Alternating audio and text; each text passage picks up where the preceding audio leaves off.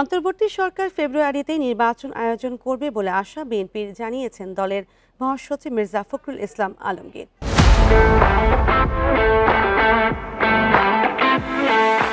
সকালে সিলেটের হযরত শাহজালাল মাজার জিয়ারত শেষে সাংবাদিকদের প্রশ্নের জবাবে তিনি বলেন, দীর্ঘ ১৫ বছর বাংলাদেশের মানুষ নিজেদের গণতান্ত্রিক অধিকার ফিরে পাওয়ার জন্য লড়াই করেছে। নির্বাচন হলে দেশ সঠিক পথে এগোবে, এতে জনগণের আশা আকাঙ্ক্ষার প্রতিফলন ঘটবে বলেও উল্লেখ করেন তিনি। ৫ আগস্ট দেশের রাজনৈতিক পট পরিবর্তনের পর সিলেটে প্রথমবারের মতো রাজনৈতিক কর্মসূচিতে অংশ নিতে ঢাকা থেকে সিলেট যান তিনি।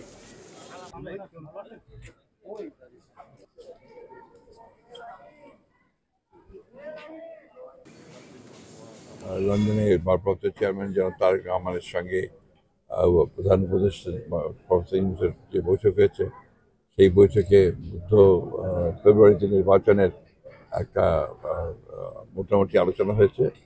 আমরা সবাই আশাবাদী যে এই নির্বাচনের মধ্য দিয়ে দেশ জাতি গণতন্ত্রে ফিরে যাবে।